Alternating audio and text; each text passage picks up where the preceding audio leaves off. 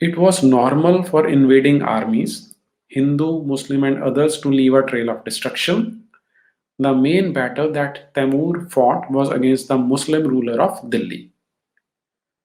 अब ये जो फरहान खान साहब है, इनका कहना है कि हिंदू और मुसलमान सारे ही करते थे, और फिर जो तैमूर आया था उसकी जो मेन लड़ाई हुई थी दिल्ली में, वो तो एक मुसलमान राजा के साथ ही हुई थी। अब ये अलग अलग आर्गुमेंट आज ये पेश किए गए थे, आज या कल जब भी ये ट्वीट मैंने किया था।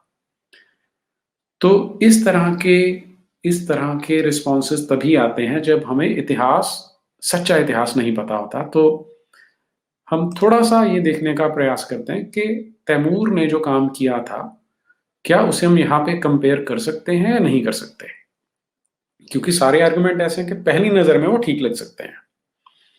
तो ये निश्चय कौन करेगा? अब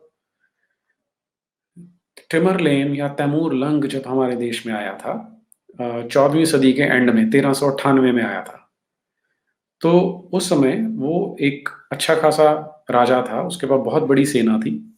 ऐसा माना जाता है कि लगभग 1 लाख घुड़सवारों के साथ वो यहाँ पे आया था।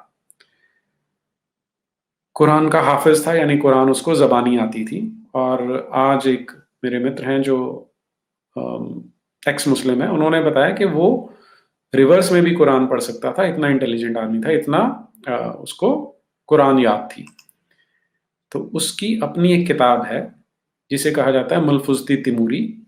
ये उसकी ऑटोबायोग्राफी है जिसमें उसने अपने बारे में लिखा हुआ है। तो अगर हमें हिस्ट्री जाननी है तो हमेशा प्राइमरी सोर्सेज से जानने का प्रयास करना चाहिए, और वही मैं करता हूँ।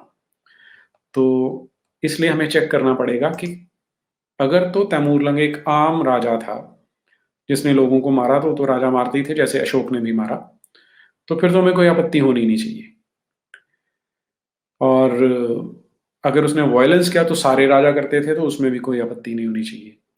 तैमूर लंग ने जो अपनी बायोग्राफी लिखी थी, आत्मकथा जो लिखी है उसने, उसे देखते हैं। वो हमारे देश पर जब उसने हमला किया तो वो क्या बताता है कि क्या वो राजा के रूप में आया था या लुटेरे के रूप में आया था। तो ये जो मैं एक्सर्प्ट ले रहा हूं, ये है history of India as told by its own historians.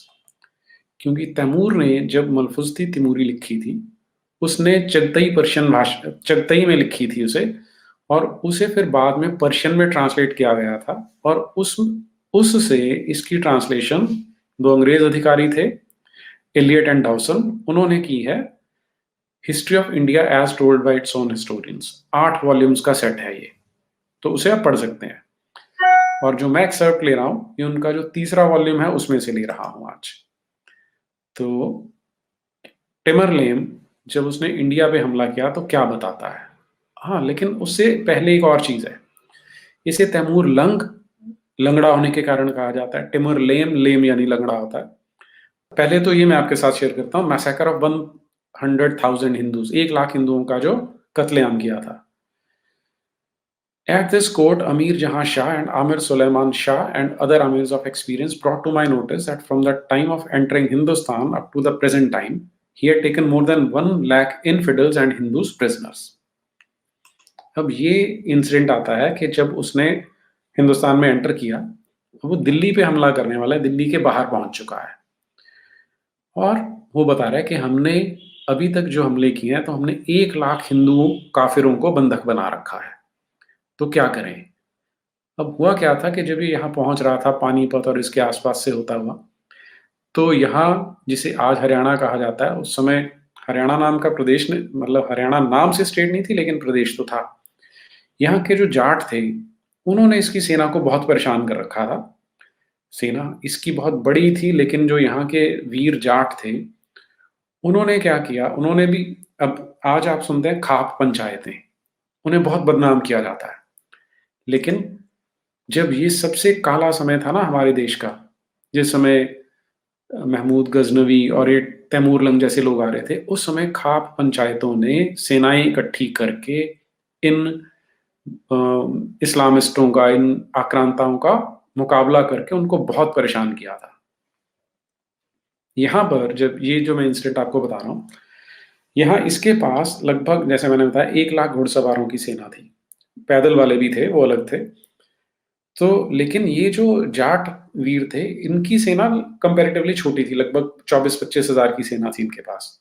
तो ये क्या करते थे कि जब इन्हें मौका मिलता था, उस पे हमला करके उसके रसद-पानी लूट लेते थे, उसके हथियार छीन लेते थे और जितनों को मार पाते थे, मार डालते थे।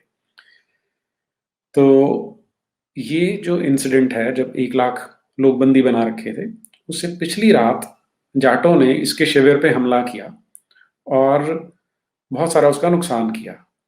तो जो वो शोर-शराबा मचा, तो जो ये बंदी बने हुए थे, जो हिंदू बंधक थे, वो आपस में खुश हो रहे थे कि अब अगर हम छूट जाएँगे, तो जो भी बातें वो कर रहे थे, तो वो इन लोगों ने सुनी। इनकी सेना की क्षति तो हुई थी, लेकिन अभी बहुत बड़ा सेना का हिस्सा बचा हुआ था और इन्होंने दिल्ली पे हमला करना था।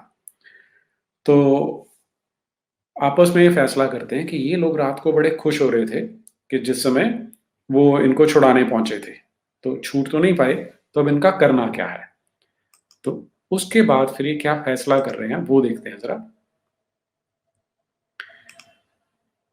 जी, ये रहा कि हमने 1 लाख हिंदू प्रिज़नर पकड़ रखे हैं and when the forces made the attack upon us, the prisoners made signs of rejoicing, uttered imprecation against us and were ready as soon as they heard of the enemy's success to form themselves into a body।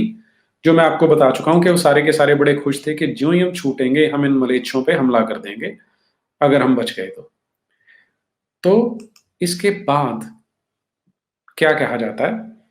I asked their advice about the prisoners, and they said that on the great day of battle, these 1 lakh prisoners could not be left with the baggage, and that it would be entirely opposed to the rules of war to set these idolaters and foes of Islam at liberty। तो आपको ध्यान ही रखना है कि आम prisoner of war नहीं है, ये मूर्ति पूजक हैं जो इस्लाम के दुश्मन है, इसलिए इन्हें छोड़ा नहीं जा सकता। और फिर ये डिसाइड किया जाता है कि इन सारे जो बंदी बनाए गए हैं, इनकी हत्या कर दी जाए। और फिर से आगे देखिए कि मैंने ये ऑर्डर किया कि infidel prisoners be put to death, कि जितने काफिर हैं उन्हें मार डाला जाए। और फिर होता क्या है कि सारे when this order became known to the Ghazis of Islam, they drew their swords and put their prisoners to death। 1 lakh infidels, impious idolaters were on that day slain। 1 lakh काफिर, नजस, मूर्ति पूजक, मुशरिक उस दिन मार दिए गए। तो ये जो भाषा वो आपको अपने आप ही बता देती है, ये कोई आम राजा नहीं था। ये वो जिहाद मेंटालिटी है जिससे वो यहाँ आए थे और उसी के चलते इन्होंने हिंदुओं को मारा था। तो जब हमारे आजकल के कुछ तथाकथित बुद्धिजीवी सम्राट अशोक से इसका कंपैरिजन करना शुरू करते हैं, तो आपको पता लगना चाहिए कि वो किस तरह का एक फॉल्स इक्विवेलेंस यहाँ पे क्रिएट करते हैं। और ये कोई आम राज्य के लिए जंग नहीं थी, ये इस्लाम के गाजियों की काफिरों के साथ जंग चल रही थी।